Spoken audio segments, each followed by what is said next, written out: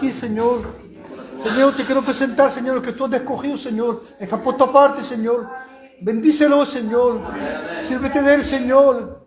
Prestarle tu palabra para esta noche, Señor, que nos haga de bien, Señor, en nuestros corazones, Señor. Que no vayamos, Señor, como hemos venido, Señor. En el nombre de Jesucristo. Amén y amén. Amen. Béni soit Dieu. D'abord, je remercie Pépé et de le bénisse. Et puis en même temps, de vous demander pardon parce que c'est vrai que ça fait un petit moment que je ne l'ai pas. Bon, on se trouve toujours des motifs, parce qu'il y a des motifs, mais on se trouve toujours des motifs. Je dis pour lui, claro que sí. Mais bon, Dieu connaît tout. Ça sert pour nous, même pour nos serviteurs, et de nous mouvoir un petit peu, je dis, dans le sens de nous réveiller, c'est ce que je veux dire là. Amen. Et puis de toute manière, même le peuple, aujourd'hui plus que jamais, a besoin de se réveiller. Parce qu'il a dit, Jésus vient bientôt. Amen. Et puis on n'a pas le temps de dormir. Le chrétien n'a pas de repos. D'ailleurs, lui-même dira comme ceci, bien que le Fils de l'homme n'a pas un lieu où reposer sa tête. C'est à nous à en tenir prêt à partir avec lui. Mais avant de continuer, je vais lire un texte avec vous, c'est dans Philippiens 6. Et vous savez, quand on lit la parole de Dieu, quand on lit la parole du Seigneur, il faut être attentif à ce qui se lit. Pourquoi je dis cela? Parce que Dieu parle tantôt d'une manière, tantôt d'une autre. Et puis, de toute manière, c'est la parole du Seigneur. Amen. Donc, lorsque nous lisons, et l'essence, il nous parlait déjà. Je ne sais pas si vous comprenez. C'est pour qu'on puisse être attentif. Moi, part, j'ai vécu bien des fois des expériences de ce genre-là, et puis l'une d'elles qui, pour moi, m'a beaucoup marqué, eh bien, c'est. Je passe aussi par des problèmes particuliers, et puis évidemment, on se pose beaucoup de questions, en particulier au départ, lorsqu'on vient à Jésus, lorsqu'on s'approche, lorsqu'on est zélé, lorsqu'il y a un feu ardent dans le cœur, et puis tout à coup il y a des choses qui se lèvent dans notre vie, et puis on essaie de comprendre, on essaie de demander à Dieu, on dit des pourquoi, des comment, etc. Et nous avons ce désir d'avancer, nous avons décidé de ce désir de s'accrocher, etc. On ne veut pas baisser les bras, bien évidemment, puisque il y a ce feu du premier amour, je ne sais pas si nous comprenons, et puis je crois que ce feu doit rester encore dans le cœur. Amen. Eh bien, et on se pose beaucoup de questions, et puis voilà, je disais au Seigneur comme ceci, Seigneur, voilà, ton serviteur va prêcher la parole de Dieu. Je dis cela par rapport à ce que lorsque nous lisons la parole, il faut être attentif parce que Dieu parle. Et j'avais dit comme ceci, Seigneur, je veux. Bien que lorsqu'il va lire la lecture, lorsqu'il va faire la lecture, bien Seigneur, tu dois me parler. Parce que Seigneur, il faut que tu me parles. Il faut que tu m'éclaires. Et je me souviens bien des années, c'est dans les années 90, il m'avait dit comme ceci, Jérémie 31-17, il y a de l'espérance pour te faire. Alléluia. Et je vous promets que je ne savais pas ce que ça voulait dire. Mais je sais qu'il m'avait redonné de l'espérance. Il avait renouvelé mes forces. La vision, je ne l'avais pas. Mais je savais qu'il fallait aller plus en avant, qu'il fallait continuer, qu'il ne fallait pas s'arrêter. Et peut-être que ce soir pour toi, eh bien, c'est la même parole. Il y a de l'espérance pour toi. Évidemment, plus loin, j'ai compris ce que Dieu voulait. Eh bien, c'est que je continue parce qu'il avait des projets pour moi. Il m'avait appelé à l'emmener à son service. Il avait rétabli toutes choses dans ma vie. Je bénis Dieu parce qu'il fait tout à la perfection. Et cette parole comme ceci dans Philippiens 6, écoute cela. Nous savons la relation que nous avons avec Dieu. Nous savons ce que nous attendons de Dieu. Mais, comment dire, Dieu aussi attend quelque chose de ta part. Et regardez ce qu'il est écrit. Et je voudrais que tu en prennes conscience. Lorsqu'on regarde en arrière, je le lirai tout à l'heure, mais c'est pour qu'on comprenne. Lorsqu'on regarde en arrière, eh bien, on voit quand même tout le parcours que nous avons eu. Et si on y réfléchit bien, il y a eu des événements qui ont été glorieux. Mais il y a eu des événements aussi qui ont été dramatiques. Des événements qui nous ont fait pleurer. des événements eh bien, qui nous ont fait sauter de joie, des événements qui nous ont fait eh bien, réfléchir, et puis même il y a eu des voix qui se faisaient entendre à nous et qui peut-être eh bien, nous disaient de lâcher, de s'éloigner de Dieu, de ne plus revenir écouter la parole de Dieu, de ne plus le servir, tellement de choses qui se sont passées derrière, et puis de toute manière, nous sommes encore là. Alléluia. C'est parce que Dieu nous a donné la force. C'est parce que justement Dieu a une œuvre. Il a commencé une œuvre justement dans notre vie. Il veut la terminer. Je ne sais pas ce que tu attends de Dieu. Je ne sais pas ce que tu demandes au Seigneur. Mais regardez ce qu'il dit. Je suis persuadé, c'est Paul qui le dira à l'église de Philippiens, je suis persuadé que celui qui a commencé en toi, en vous, cette bonne œuvre, la rendra parfaite pour le jour de Jésus-Christ. Alléluia. Alléluia. Je ne sais pas si nous comprenons, je ne sais pas si nous saisissons eh bien, ce que Dieu est en train de nous dire à chacun. Il a commencé une œuvre, beaucoup plus. Il dira dans Jérémie 29, 11, je crois bien, il dira comme ceci, écoutez cela. Il dit comme cela, je connais les projets que j'ai formés pour toi. Des projets de bonheur et non de malheur. Afin de te donner de l'espérance et un avenir. Alléluia. Et lorsque je lis ce texte-là, lorsque je m'en souviens, évidemment, moi aussi j'avais besoin bien des fois, même que Dieu me rappelle ces promesses-là pour renouveler mes forces, pour repartir d'un pas nouveau, pour me fortifier, parce que bien des fois nous en avons besoin, et bien que le Seigneur bien renouvelle ses promesses dans notre vie. Il a dit comme ceci, je connais parce qu'il connaît toutes choses, bien évidemment, il connaît tout, il connaît demain, il connaît ce qui va se passer dans des années plus tard, il connaît ce soir, il connaît la minute qui va passer, il connaît toutes choses, il connaît nos cœurs. Et on ne peut rien le cacher. Alléluia. Et il dit comme ceci, je connais les projets que j'ai formés. Et puis, on dirait que le Seigneur, il a formé ses projets avec ses mains qui ont été crucifiées sur la croix. Alléluia. Ces mains qui ont tellement souffert, ces mains qui ont fait tellement de bien autour de lui. Et ces mains qui ont fait tellement de bien dans notre vie, des fois, lorsque nous l'avons acclamé, lorsque nous l'avons invoqué parce que nous étions dans la détresse, lorsque nous étions dans le malheur, lorsque nous étions dans l'incompréhension, lorsque nous étions justement dans l'agitation, qu'on ne comprenait pas ce qui se passait. Pourtant, on avait accompli la volonté de Dieu, on avait fait ce que Dieu nous avait voulu de faire. On avait accompli, Seigneur, qu'est-ce que tu nous demandes, Seigneur? Seigneur, ton serviteur, écoute, il est prêt à accomplir ta volonté. Combien de fois ça nous est pas arrivé, mais ce sont ces mains-là qui nous ont fait du bien, bien des fois dans notre vie. On pourrait même se lever chacun et témoigner ce que Jésus a fait pour notre vie. Alléluia. Parce qu'il en a fait. Et l'une des premières, eh bien, c'est qu'il a posé sa main sur nous et il nous a donné la vie éternelle.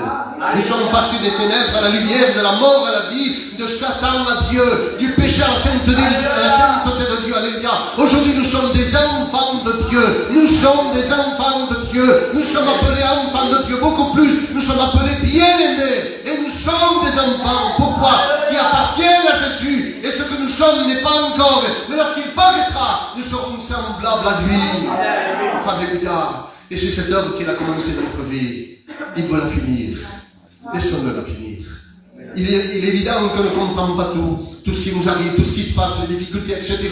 Oui, il y a des choses qui nous surpassent bien des fois. On ne sait plus quoi faire, c'est avancer, reculer. On n'a plus de repères bien des fois. On surtout comme cet homme qui est dans la Bible. Vous le connaissez sûrement, Bartimée, qui est au bord du chemin, qui a donné, n'a plus de vision, ne sait plus quoi faire, ne sait plus quoi entendre, ne sait plus à qui s'accrocher. Mais Jésus est toujours là, il passe autour de nous, il est autour de nous, il est avec nous, il ne nous lâche pas. Alléluia. Il a dit, je suis avec toi tous les jours jusqu'à la fin du monde. Amen. Mais le Seigneur ne te demande pas de te comprendre. Il te demande d'avoir confiance en lui. D'ailleurs, quelque part dans la parole de Dieu, il dira comme ceci, je ne sais pas si c'est le psaume 37, 4, je crois bien, il dira comme ceci, remets ton sort. Remets ton sort entre les mains. Remets ton sort entre les mains de l'Éternel. Et confiance en lui, il agira, il le fera. Il a dit, si vous demandez quelque chose à mon nom, je le ferai. Et dans l'évangile de Jean, on va le répéter 2 fois. Si vous demandez quelque chose à mon nom, je le ferai. Il affirme vraiment que si nous l'invoquons, si nous le prions, si nous l'acclamons, il viendra nous exaucer, il viendra nous sauver secours. D'ailleurs, la Bible dira comme ceci, dans le psaume 34, il dira de cette manière, quand un malheureux crie, l'Éternel entend, il le délivre de toute ses détresse, et le malheureux qui le malheureux en vérité, mais c'est celui qui n'a pas encore fait une grande expérience avec Dieu, qui ne le connaît pas, qui n'a pas fait une personnelle expérience avec lui. C'est ce malheureux-là, peut-être que c'est ce soir, c'est toi, mais encore plus loin dans ce psaume-là, il dira comme ceci, quand un juste crie, l'Éternel entend. Et il délivre de toute détresse. Alléluia. Jésus, l'œuvre qu'il a commencé, les projets qu'il a pourvoyés, on dirait qu'il les a formés avec ses mains. Alléluia. Pour te les donner à toi. Ici, cette bénédiction, elle est là-bas. Elle ne bouge pas. Et on se dit bien des fois, mais attends, Seigneur, tu m'as promis. Seigneur, tu m'as dit bien des fois, ça m'est arrivé, croyez-moi. Seigneur, mais attends, où est cette bénédiction? Seigneur, où est cette espérance? Seigneur, qu'est-ce que c'est que tu m'as dit? Qu'est-ce que c'est qui m'attend? J'ai tellement posé des questions, vous avez tellement posé des questions, Seigneur. Même peut-être ce soir, vous posez des questions ici humaines. On peut poser des questions à Dieu. On peut lui ouvrir notre cœur, de tout lui dire, même si on ne comprend pas, même si on ne s'assure pas, même si on est presque à lever notre poing contre Dieu. Eh bien, à un moment donné, parlons-lui, ouvre-lui notre cœur, ne lui cachons rien, et Dieu nous répondra. À un moment donné, vous savez, Jérémie, dans Jérémie 15, il dit comme ceci, Jérémie, passé aussi par la persécution, passé par l'épreuve, parce que nous vivons des temps d'épreuve, parce que nous vivons des temps de persécution. Qu'est-ce que c'est ces temps de persécution? Bien sûr, quand même, on n'y arrive plus, l'ennemi est là. Il rôde, comme un lion gisant, il souffle, et bien des pensées négatives, des pensées obscures, des pensées de doute. Nous vivons des temps de découragement, des temps de la fin en réalité. Mais il faut persévérer. On se sent comme persécuté, mais en vérité on ne l'est pas, puisqu'on a toute la facilité, la liberté de venir écouter la part de Dieu. Profitons-en, tant que nous l'avons, tant que Dieu nous fait cette grâce, de venir écouter la part de Dieu, de se rassasier, d'être dans la communion fraternelle. Je disais au frère tout à l'heure, moi je prie le Seigneur, je dis comme ceci, Seigneur, si à un moment donné, je suis en train de m'éloigner de la communion fraternelle, produis en moi une grande tristesse, parce que moi aussi j'ai besoin de mes frères, j'ai besoin d'être avec l'église, j'ai besoin d'être avec eux, j'ai besoin de me fortifier avec eux, j'ai besoin qu'ils disent Amen à ma prière, Seigneur. Nous avons besoin des uns des autres, nous avons besoin de nous soutenir les uns les autres, nous avons besoin de manifester l'amour les uns des uns avec les autres, nous avons besoin de nous supporter les uns les autres, plus que jamais. Parce que Jésus vient bientôt. Nous avons besoin de toujours remorquer quelqu'un qui est toujours affaibli, quelqu'un qui a besoin de toujours qu'on le conseille. Parce qu'il y aura des chrétiens, des enfants, ou plutôt des frères, qui sont à la remorque. Remorquons-les. Ne nous lâchons pas de les tirer. Parce que si on se lâche de les tirer, ils risquent de se perdre. Et Jérémie disait comme ceci, Seigneur, pourquoi, Seigneur, m'appelait, ma souffrance est toujours présente? Pourquoi elle est toujours continuelle, Seigneur? Serais-tu pour moi? Il était devant Dieu, il se tenait devant la présence du Seigneur, mais évidemment, il n'était pas assez conscient de cela, parce que Dieu va le rappeler à l'ordre à un moment donné. Il le fera ce soir pour nous, mais pour nous faire du bien. Il va dire comme ceci, Seigneur, je ne comprends pas. Pourquoi ma souffrance est-elle si continuelle? Pourquoi m'appeler toujours devant moi? Seigneur, serais-tu pour moi une source, bien qui me trompe, une eau dont on n'est pas sûr? Et bien des fois, c'est ce que nous lançons, Seigneur. Une eau dont on n'est pas sûr. Alors que le Seigneur dit comme ceci, celui qui boira de mon eau n'aura jamais soif, n'aura jamais plus soif. Alléluia. Parce que c'est moi la source de vivre. Amen. Alléluia. Et pourtant, nous nous permettons en tant que fragilité que nous sommes, de dire au Seigneur, Seigneur, serais-tu pour moi? Mais une eau dont on n'est pas sûr. Le Seigneur, on ne peut pas douter de Dieu. On ne peut pas douter de lui. Non, c'est impossible. Parce qu'il peut tout. Parce qu'il est tout puissant. Combien de fois il ne l'a pas démontré dans notre vie? Lui-même dira comme ceci, rien n'est impossible à Dieu. Rien n'est impossible à Dieu. Il n'y a rien qui fait mouvoir le trône de Dieu. Il n'y a rien qui inquiète Dieu. Pourquoi? Parce que rien ne résiste à Dieu. Mais alors, ayons confiance en lui. Évidemment, lorsqu'on se met à parler comme Jérémie de cette manière-là, Seigneur, serais-tu pour moi une source d'eau? Eh bien, qui me trompe, Seigneur, je ne sais pas. Eh bien, ce qui m'arrive, Seigneur, pourquoi? Le pourquoi d'un seul mot, vous savez, et c'est ce pourquoi que nous lançons bien des fois au Seigneur, alors qu'en réalité, ce n'est pas ce pourquoi-là que Dieu attend de nous, mais plutôt pourquoi, Seigneur, dans quel but? Et Seigneur, je passe par cette épreuve, par cette difficulté. Pourquoi je n'y arrive plus? Pourquoi je n'ai plus de force? Parce qu'il comme quelque chose, une œuvre que Dieu veut faire en nous, évidemment. Il y a un message que Dieu veut faire passer dans le cœur. Ne disons pas, Seigneur, Seigneur, je veux ceci, je veux cela. Mais plutôt, Seigneur, qu'attends-tu de moi à travers tout cela, Seigneur, parce que le Seigneur veut lancer un message dans le cœur. Il faut être attentif à cela, bien évidemment, parce que ce n'est pas seulement, Seigneur, donne, mais Seigneur, que veux-tu que moi je te donne? Parce que toutes ces pensées, tous ces raisonnements, bien des fois, ce sont des raisonnements raisonnables. Essayez de comprendre ce que ça veut dire cela. Des raisonnements raisonnables, c'est une vérité. Si je tape ici, c'est du bois, je ne sais plus, dans tous les cas, c'est du matériel, c'est du solide, c'est du vrai. Mais écoutez cela. Ce que je touche, c'est ce que je touche physique. Mais moi, je ne marche pas ni par la vue, par le toucher. Je marche par la foi. Alléluia.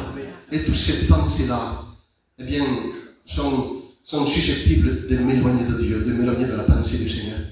Et vous savez, lorsqu'on dit, il s'est éloigné, je me suis éloigné de Dieu, ça ne veut pas dire qu'on est dans le péché, comprenez-le, mais on s'éloigne de la pensée du Seigneur. On s'éloigne de la volonté de Dieu. On s'éloigne de la présence du Seigneur. Évidemment, il faut faire attention. Pourquoi? Parce que l'ennemi, ce qu'il attend, non pas de nous faire pécher au premier abord, mais de nous sortir de la présence du Seigneur. C'est là où nous aura avec facilité et nous vaincre. Mais si tu es dans ma main, qui peut te ravir de ma main? C'est ce que dira Jésus. Mais écoutez, alors lorsque nous parlons et l'on parle pourquoi Seigneur, et Seigneur, je ne sais pas, je ne comprends pas, je n'arrive pas, je n'ai plus de force, on ne s'entend que nous en réalité. On n'entend pas la voix de Dieu. Donc je crois qu'à un moment donné, il faut faire silence. Tel qu'à un moment donné, parce que le Seigneur, écoutez Jérémie, parce que Dieu nous écoute, bien évidemment, il ne reste pas indifférent. Lorsque nous l'évoquons, même si ce que nous disons, allez, je vais le dire de cette manière-là, même si c'est insensé ce que nous disons, il nous laisse faire, il nous écoute, il nous laisse parler. Et lorsqu'à un moment donné, nous n'en pouvons plus, qu'on n'arrive plus à parler, alors la Bible dit comme ceci, alors ainsi parle l'Éternel. Amen. Comment on l'a dit, voilà, tu as tout dit, tu m'as tout dit, tu m'as tout déballé, alors maintenant, laisse-moi parler à moi. Et tu sais ce qu'il te dit, le Seigneur? Si tu te rattaches à moi, tu te tiendras devant moi. Qu'est-ce que ça veut dire cela? Si tu te rattaches, c'est bien qu'à un moment donné, tu étais détaché, tu ne t'en rendais pas compte. Et bien des fois, nous sommes comme cela. Nous venons ici avec nos fardeaux et on est détaché de Dieu parce qu'on est emprisonné par nos pensées négatives, par le manque de force, parce que nous voudrions voir la fin d'une situation. Ne cherche jamais, écoute cela, ne cherche jamais la fin d'une situation. Tu as remis ton sort entre la main de Dieu, tu l'as invoqué, tu as prié, tu l'as supplié. Alors, abandonne-toi. Parce que lui, il connaît le commencement, le déroulement et la fin d'une chose. Il faut lui faire confiance, comprenez-le. Ce que Dieu demande de chacun, et plus que jamais aujourd'hui, bien évidemment, que nous ayons des temps difficiles et des temps du retour de Jésus, c'est une réalité. Non, c'est une vérité. Vous savez, je fais cette parenthèse parce que c'est une chose que je dis souvent dans tous les cas, du moins je crois que le Seigneur m'a fait réaliser cela. Il y a des signes qui nous disent que Jésus vient. Oui ou non? Lorsqu'on regarde Israël, eh bien, tout est en train de s'accomplir. Alors on lève pas la tête, mais on regarde là, pardonnez-moi, pour ceux peut-être qui le deuil, je ne sais pas, mais on va regarder les informations et puis on va dire Jésus vient. Mais en réalité, ce n'est pas les informations qu'il faut regarder. Ce n'est pas les signes qu'il faut regarder. C'est Jésus. Parce que Jésus ne vient pas à cause des signes. Il vient parce qu'il l'a dit. Je viens bientôt. Alors ma tête doit être levée parce que ma délivrance vient du ciel.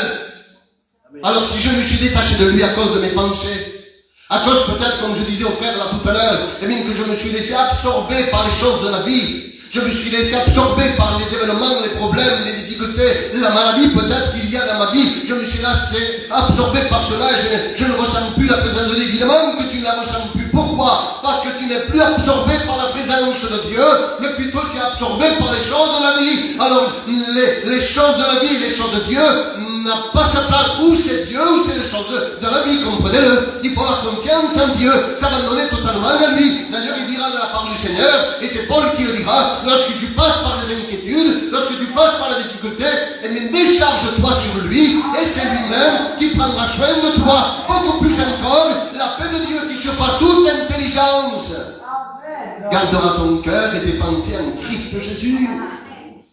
Alléluia. C'est dans Philippiens 4 que je passe là. Je ferme le livre. C'est dans Philippiens 4.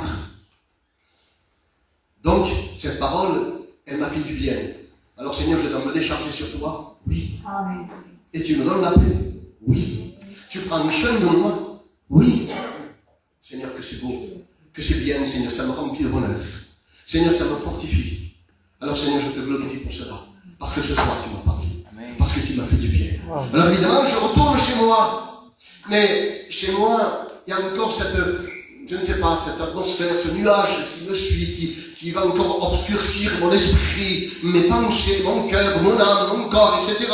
Et puis, attends, je suis encore mal. Je suis affligé, je ne comprends pas. Pourtant, le Seigneur m'a parlé ce soir. Je ne saisis pas. Alors écoute-moi. Ouvre le livre à nouveau. La promesse vit encore.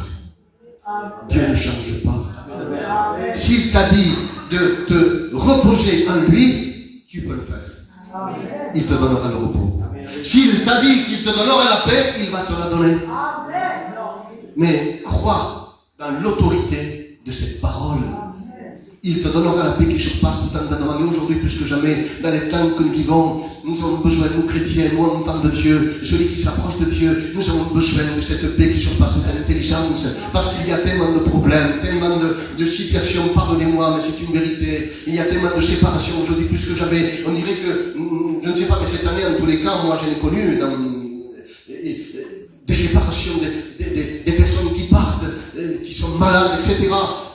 On en connaît encore et on en connaîtra encore des maladies, tout ce que vous voulez, des imprévus, des choses qu'on n'a pas prévues. Il y en aura des événements qu'on n'a pas encore prévus, comme auxquels on n'y pensait pas. Et ça viendra. Mais nous avons besoin de la paix de Dieu qui surpasse toute intelligence pour qu'elle nous donne la force de surmonter tout cela. Parce que Jésus vient bientôt. Il viendra chercher celui seulement qui aura persévéré jusqu'à la fin. Celui seulement qui aura pris conscience que l'œuvre que Dieu a commencé dans sa vie, il va la terminer d'une manière parfaite au jour de Jésus-Christ, mais il faut absolument s'abandonner entièrement à lui, que dans nos cœurs, il n'y ait que de la place que pour Jésus, non pas pour les choses du monde, non pas pour les choses de la vie, quoique c'est nécessaire bien des fois, mais préoccupons-nous plutôt des choses du ciel, de ce que Dieu veut nous donner, de ce que Dieu justement veut de chacun d'entre nous. Ne perdons pas de temps à des choses belles, à des conversations folles. Lorsque nous rencontrons quelqu'un, ne lui racontons pas nos problèmes et difficultés, mais élevons, glorifions Dieu plutôt. Disons-lui que Dieu peut toutes choses,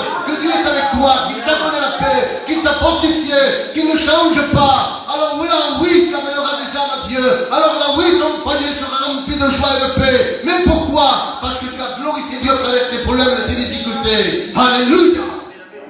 C'est ça ce qu'il faut faire.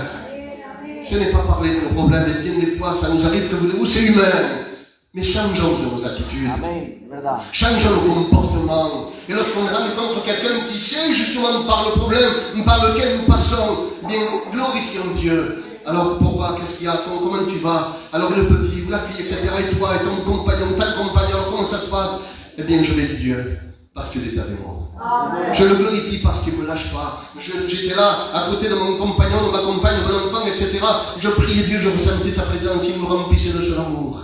C'est cela ce que nous devons témoigner.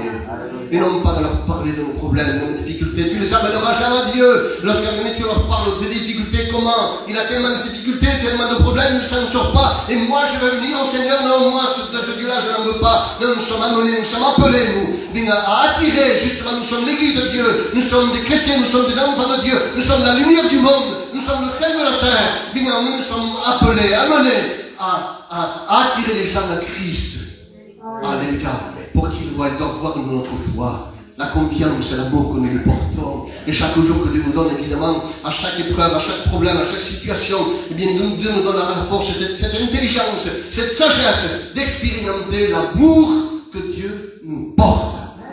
Parce que Dieu nous aime d'un amour éternel. Et l'œuvre qu'il a commencée en toi, il la terminera à la perfection au jour de Jésus-Christ. Alléluia. Alléluia. C'est à nous d'avoir confiance en Dieu. Vous savez, la vie chrétienne, ce n'est pas une promenade. Et non, ce n'est pas une promenade. Mais c'est un réel combat. c'est une priorité. Lorsque nous avons donné nos cœurs à Jésus, et je bénis Dieu, le jour où Dieu m'a fait lui donner mon cœur. Alléluia. Si tu ne l'as pas donné ce soir, donne-lui. Tu ne le regretteras jamais. Amen. Eh bien, nous sommes rentrés dans une grande lutte. Parce qu'il y a l'ennemi qui... La Bible dira comme ceci, parce que le Seigneur, vous savez, il nous a tout dit. Il nous a rien caché. Il nous a dit comme ceci qu'il y a un ennemi qui rôde. Il rôde comme un lion rugissant. Comme. Mais il ne l'est pas en réalité. Lui, ce qu'il veut, c'est nous intimider. Lui, ce qu'il veut, c'est nous dissuader. Lui, ce qu'il voudrait amener, c'est nous décourager. Et peu importe les moyens, lui, il ne regarde pas les moyens, pourvu que les moyens marchent, pour que on s'éloigne de lui, qu'on soit découragé. Il use de tous les moyens. Il use même de certaines personnes qui pourraient t'entourer. Il use même d'une personne que toi tu crois qu'elle est sage, elle a l'intelligence, son conseil, sa sagesse ne te mènera jamais à Dieu. C'est la sagesse de l'Esprit du Seigneur qui repose en nous, qui nous mènera justement dans la présence de Dieu. Oui, d'accord, parce qu'il y a des gens, il y a des personnes qui nous entourent, ils nous donnent de bons conseils, mais les conseils du monde, eh bien, mettons-le à la lumière de la parole. Amen. Pour que Dieu nous dise, oui, c'est bon ou c'est pas bon. Mais si Dieu te parle, accomplis la volonté de Dieu. Oui. Ne fais pas comme toi tu le vois. Ne fais pas comme toi tu le veux. N'essaye pas non plus d'aider Dieu à résoudre ton problème. Laisse Dieu faire. Amen. Mais c'est que ça fait un moment que tu fais silence. Le silence doit te parler. Le silence doit te pousser à persévérer. Le silence doit te pousser à prier, à te tenir dans la présence du Seigneur. Le silence est un message pour toi, pour qu'à un moment donné tu prennes conscience qu'à un moment donné ce n'est pas lorsque nous sommes mal, que nous devons prier Dieu, nous consacrer à lui, mais nous devons nous consacrer lorsque c'est bon et lorsque c'est mauvais, que nous devons nous tenir dans sa présence. Ce n'est pas, lorsque nous passons par des problèmes, que nous prions avec plus d'intensité, nous devons prier Dieu lorsque même il n'y a pas de problème. Je ne sais pas si nous comprenons. Le chrétien n'est pas en vacances. Il est en pèlerinage sur la terre. Nous sommes des étrangers, nous. Comprenez-le. Et un étranger n'est jamais bien vu. Comprenez-le. Et le chrétien, pour le chrétien, ce n'est pas une promenade. Vous savez ce que ça veut dire, se promener? Ça veut dire se balader sans but. C'est la définition. Se balader sans but. Mais le chrétien, lui, il a un but. Amen. Christ en nous, l'espérance de la gloire. Donc, Seigneur, je ne me promène pas, je ne veux pas me promener. Et puis de toute manière, lorsqu'on se promène, se promener sa vie, c'est parce qu'on s'ennuie. C'est parce qu'on n'a rien à faire. C'est parce que, je ne sais pas, on s'ennuie. On s'ennuie, on n'a rien à faire. On dirait qu'on est utile à rien, donc non, je me promène, je me prélasse. Et puis, vous savez ce qui risque de nous arriver? Tel que David, pardonnez-moi. Mais David, parce qu'il se promenait sur la terrasse, il est tombé dans le péché. L'ennemi, c'est ce qu'il veut. Nous éloigner de Dieu. Lorsque nous sommes dans la main, il ne peut rien. Mais lorsque nous sortons de la main de Dieu, il peut faire quelque chose contre nous. Il peut nous faire pécher. Il peut nous faire tomber dans la désobéissance. Évidemment, je voudrais t'encourager en te disant cela. Si ton cœur te condamne, Christ est condamné. Et si tu confesses tes fautes, il est fidèle et juste pour te pardonner et te purifier de toute iniquité. Nous sommes dans la grâce. Nous sommes dans le trône de la grâce. Alors approche-toi du trône de la grâce, sans crainte ni tremblement, afin d'obtenir miséricorde. Dieu a fait de nous des hommes libres. Amen. Mais ne faisons pas de cette liberté un moyen de vivre selon la chair. Ce n'est pas parce que nous avons, pardonnez-moi, mais ça peut nous arriver, nous avons été infidèles aujourd'hui. Ah, Seigneur, nous avons ce verset pour moi, Seigneur. Donc, Seigneur, je te demande pardon. Attention, ne le refais plus. La différence, elle est là. Une repentance, c'est une repentance dont on ne se repent plus. Nous comprenons cela. Pardonnez-moi, ça me vient à l'esprit, sur la cité, on ne se moque pas de Dieu. Ce que l'homme aura semé, le récoltera aussi. Est-ce que vous aimez Dieu? Amen. Moi, je le crois. Je crois que vous aimez Dieu. J'aime Dieu. Alors, si on aime Dieu, on ne veut pas l'offenser. On ne veut pas le blesser. Vous savez ce que je dis souvent au Seigneur, et je ne suis pas encore à la hauteur, croyez-moi. Je dis, Seigneur, je voudrais qu'aujourd'hui, je voudrais que tu te réjouisses de moi. Je voudrais, Seigneur, que que ton cœur se réjouisse de me voir marcher, de me voir parler. Seigneur, de me voir marcher avec toi, je ne sais pas. Je voudrais, Seigneur, te rendre heureux. Je ne sais pas si on peut dire ça au Seigneur, mais dans tous les cas, c'est ce que je dis à Dieu, Seigneur. Je voudrais t'honorer aujourd'hui. Pourquoi? Parce que je veux. C'est ce que nous devons demander à Dieu tous les jours. Seigneur, je veux t'honorer. Parce que s'il nous permet de voir le soleil, eh bien, c'est parce qu'il veut se servir de nous. C'est parce qu'il y a encore à faire. Il n'a pas encore fini cette œuvre à nous qu'il a commencé. Donc, s'il nous permet de voir la vie encore, et bien d'avoir la vie, eh bien, dans cette journée-là que Dieu nous permet, honorons-le, aimons-le, attachons-nous à lui.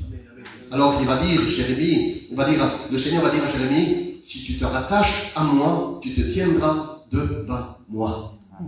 Mais il ira encore plus loin. Il dira, sépare ce qui est précieux de ce qui est vil.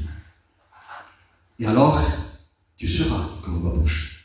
En d'autres termes, tu seras un témoin vivant. Un témoin qui va témoigner de ce que je suis. Un témoin de ce que Dieu a fait pour toi, de ce que Dieu fera encore. Et l'œuvre qu'il a commencé en toi, qu'il va la terminer. Et ce qu'il a fait pour toi, il peut le faire pour l'autre, celui qui était en face de toi, à celui que tu as témoigné jusqu'à maintenant. Alléluia. L'œuvre qu'il a commencé, il veut la finir. Amen. Ayons confiance en lui. Je sais que c'est pas facile. On a dit tout à l'heure que c'est un grand combat. C'est une vérité. C'est une grande lutte. Nous avons dit aussi, eh bien qu'il y a un ennemi qui rôde comme un lion rugissant, cherchant, dans une version il dit comme ceci, cherchant qui se laissera dévorer. Donc en réalité, il ne peut pas nous dévorer. Mais si on se laisse dévorer, il nous dévore. Comprenons? Comme un lion rugissant. Et beaucoup plus, il va dire comme cela, soyez sobres, veillez. Attendez. Soyez sobres, veillez, votre adversaire le diable rôde. Mais qu'est-ce que ça veut dire être sobre? Pardonnez-moi, mais c'est ça. C'est quelqu'un qui n'est pas sobre. C'est quelqu'un qui est ivre. Mais on va le prendre dans le sens spirituel, bien évidemment. Quelqu'un qui est ivre dans le sens spirituel, c'est quelqu'un qui est absorbé par les choses de la vie ou par les préoccupations, le dit en espagnol, la tarea que c'est le temps qu'il perd dans les choses de la terre, dans les événements, les problèmes de la vie, les questions, les pourquoi, les comment, etc. Et tout cela, et ceci et l'autre, les enfants, et tout ce que vous voulez, la maison, la voiture. Et on est ivre de toutes ces choses-là. Alors que le Seigneur nous dit d'être sobre. Si on est ivre spirituellement, on ne peut pas veiller. Mais si on est sobre, rempli de l'esprit, alors on peut veiller. Non seulement on peut veiller, mais on peut prier. Et Paul dira comme ceci, ne soyez pas enivrés de vin, mais soyez remplis de l'esprit. N'oublions pas une chose, c'est que nous ne sommes pas tout seuls, nous. On a le Saint-Esprit qui habite nos cœurs. Et c'est lui qui nous conduit. Je dis souvent que nous sommes des spirituels. C'est de comprendre comment je dis ça. Oui, nous sommes des spirituels. Parce que nous avons le Saint-Esprit en nous. Mais évidemment, maintenant, il faut marcher en spirituel. Et il faut rechercher les désirs de l'esprit. Il faut chercher ce que Dieu veut. Il faut désirer absolument accomplir la volonté de Dieu, même si elle ne nous convient pas. Même si cela est dur. Au sein de tous les problèmes, les difficultés, le combat, la lutte, la marche, bien que nous jouons difficile ou pas, dramatique ou pas, bien, nous devons nous efforcer d'accomplir la volonté de Dieu, parce que la volonté de Dieu est bonne, parfaite et salutaire pour notre vie. La bénédiction, elle est là-bas. Elle ne bougera jamais. Pourquoi je dis cela? Parce que bien fois nous disons, mais Dieu m'a béni, Dieu m'a dit ceci, Dieu m'a dit cela, et pourtant il n'y a rien qui se fait. Elle ne bouge pas. C'est ton attitude, ce sont tes pensées, et qui à un moment donné, eh bien, te font stationner, et tu n'avances plus. Tu crois avancer, mais en réalité tu as stationné. Tu viens à l'église, mais tu es stationné. Tu écoutes la parole de Dieu, mais tu es stationné. Pourquoi? Parce que tu ne l'avais pas en pratique, parce qu'à un moment donné, tu n'avais pas l'action dans ta vie, tu ne l'avais pas dire à l'intérieur. Donc tu es stationné, la bénédiction elle est là-bas, elle t'attend. Dieu te l'a promis, mais c'est à toi maintenant d'aller la chercher, allez t'en saisir. Dieu a dit comme ceci, qu'il a établi un jour, jugera justement les nations. Un jour, il va venir chercher bien chacun d'entre nous. Ce jour est fixé, ne bougera pas. Mais c'est à nous d'être prêts et à prendre conscience et bien que l'œuvre qu'il a commencé, il va la terminer. Mais c'est à nous, justement, d'être participants de cette œuvre que Jésus a commencé dans notre vie. Alléluia. Amen. Sinon, on n'y arrivera pas. Évidemment, comment être participant? Bien, en accomplissant sa volonté, en étant à son écoute, en se tenant devant lui. Rendez-vous compte un petit peu la fragilité qu'il y a dans nos vies. Nous sommes fragiles, nous sommes limités, et Dieu, à chaque instant de notre vie, et de toute manière à travers la parole, il veut nous éclairer, il veut nous conduire, il nous dit comme ceci, lorsque tu veux prier, lorsque tu pries, eh bien voilà, rentre dans la chambre, Amen. Et ferme la porte. Mais pourquoi il dit ça? Parce qu'il veut qu'on ait une intimité avec lui. C'est parce que ce n'est pas en parlant, et puis en criant, et puis à un moment donné, en parlant que nous-mêmes, en nous écoutant que nous-mêmes, bien que nous serons dans l'intimité avec Dieu. Non, ce n'est pas cela. L'intimité, c'est avec lui, dans le silence, avec lui. Rentrant dans la chambre secrète, on ferme la porte à tous ces bruits, bien qui nous troublent tellement. Et on va la fermer, cette porte-là, on va se tenir devant Dieu, et la Bible dira comme ceci, c'est Jésus qui le dira, bien évidemment, et moi je crois que Jésus dit la vérité, parce qu'il est la vérité. Il dit comme ceci, que notre Père Céleste se trouve là, et nous sommes ses enfants. Il est le Père Céleste, celui qui a donné son Fils sur la croix, afin que quiconque croit en lui ne périsse pas, mais qu'il ait la vie éternelle. Nous sommes les bien-aimés de Dieu. Alléluia. Et il se trouve là dans l'intimité avec nous. Alors parlons avec lui. Et disons-lui tout. Parce qu'il comprend tout. Mais des fois, je le fais. Je rentre dans cette chambre, mais je n'arrive pas à élever ma voix. Mais peu importe que tu n'aies pas ta voix, je pleure seulement. Je veux essayer de parler avec lui, je pleure. Mais Dieu connaît le sang des larmes qu'on parlait. Dieu connaît ton cœur, l'intérieur tes larmes, il les connaît. Tu peux tout lui dire. Ton gémissement, il le connaît aussi. Le Saint-Esprit t'aidera justement dans ta prière pour que justement tu puisses parler avec lui, parce que de toi-même tu n'y arrives pas bien des fois, mais il est là pour t'aider. Amen. Pour venir à ton secours.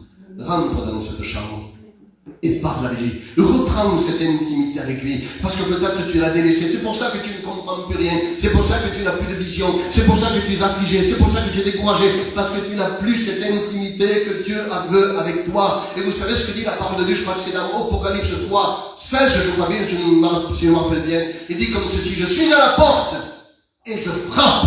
Celui qui entend ma voix, il ouvre la porte. Je souffre avec lui et lui avec moi. Cette parole, elle n'est pas en réalité pour ceux qui ne connaissent pas Dieu.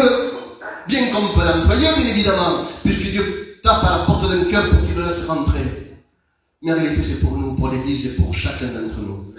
Parce que peut-être nous l'avons mis dehors à cause de nos négativités, à cause de nos problèmes, de nos commandes, des pourquoi et des quand, de toutes ces choses qui troublent notre esprit, parce qu'en venant nous sommes levés, et puis nous n'avons plus l'attitude que Dieu veut, nous n'avons plus cette attitude spirituelle, et bien que Dieu veut, nous sommes agités, nous sommes anxieux, et puis évidemment, on l'a mis dehors, on s'écoute que nous. Alors le Seigneur, il veut nous encourager. Il tape à la porte. Amen. À la porte de notre cœur, parce qu'il veut retrouver cette intimité avec toi. C'est ça, lorsque tu entends sa voix. C'est ça, lorsque tu ouvres la porte. Il a dit, je soufflerai avec lui et lui avec moi. C'est-à-dire qu'il veut reprendre cette intimité avec toi. Peut-être que tu l'as lâché. L'œuvre qu'il a commencé en toi, il veut la terminer. Mais laisse-le faire. Reprends cette intimité avec lui. Ouvre-lui la porte de ton cœur à nouveau. D'ailleurs, il dira, mon fils, donne-moi ton cœur. Et que tes yeux se plaisent dans mes voies. Alléluia. Peut-être que tu ne te plais plus dans les voies de Dieu. Pourquoi?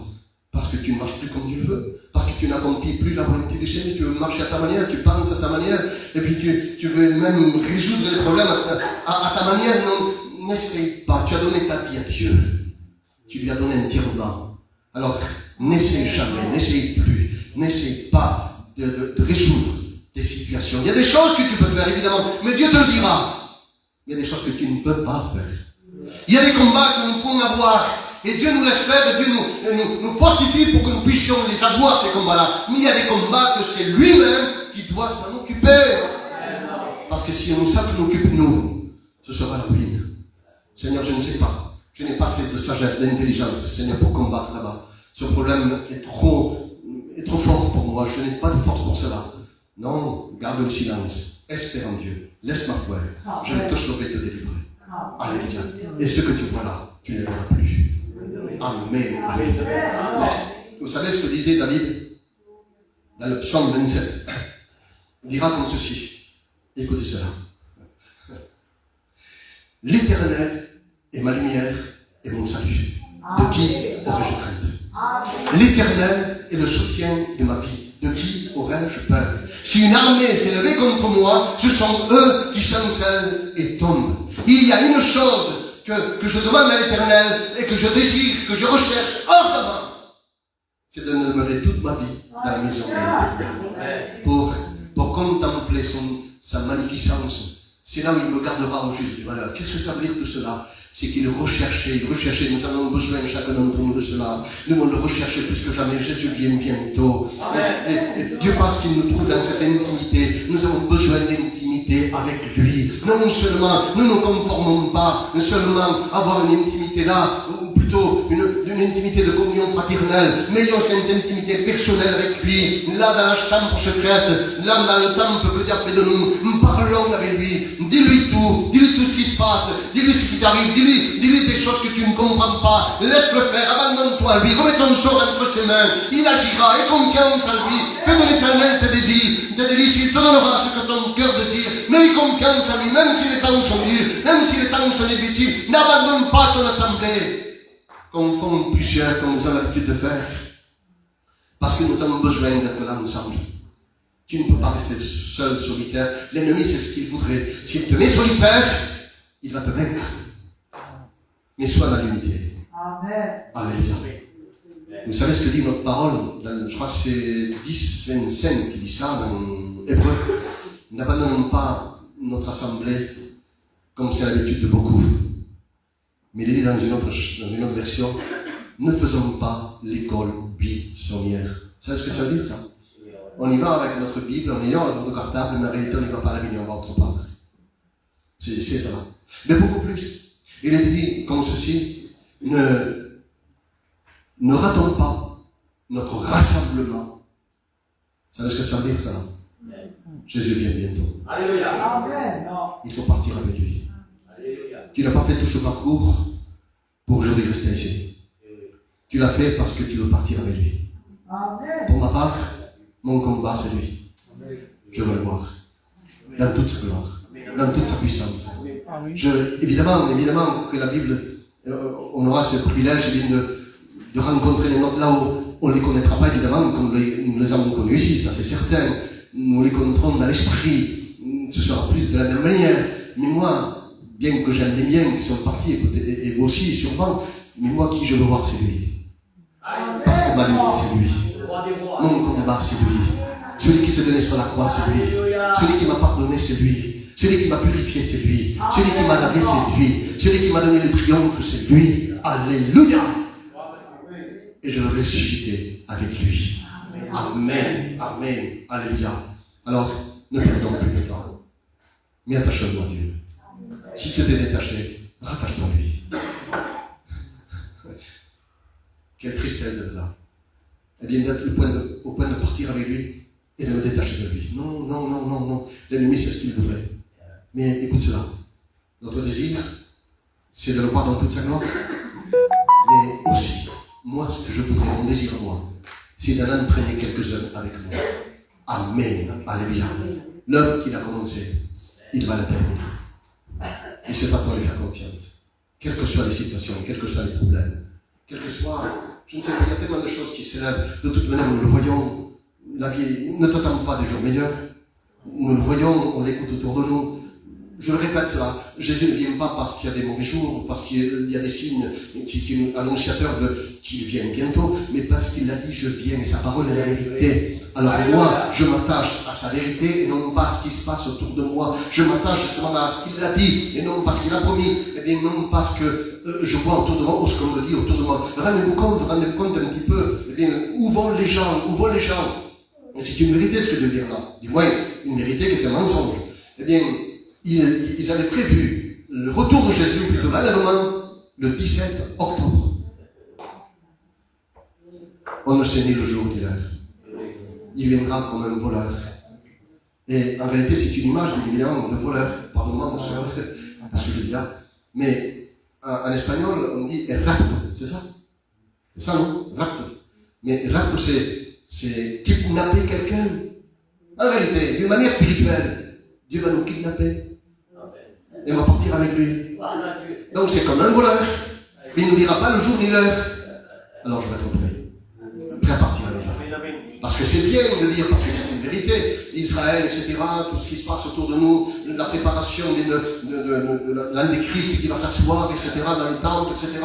Vous savez, toutes ces choses, la préparation du troisième temple, on en parle très souvent, on parle même d'un homme qui devrait gouverner le monde entier, on en parle. C'est une chose, Dieu nous en a averti. Eh bien, si nous nous en a averti, c'est pour que justement nous soyons en alerte, en sentinelle, parce que Jésus vient bientôt. Notre délivrance, elle ne vient pas de la terre, elle vient du ciel. Alors c'est à nous justement d'avoir nos yeux fixés dans le ciel, parce qu'il vient bientôt, et nous devons entraîner quelque chose avec nous. Et ceux qui sont toujours à la remorque dans l'église, bien remorquons-les, ne soyons pas négligents, ne nous lâchons pas, remorquons-les, et puis entraînons-les avec nous aussi.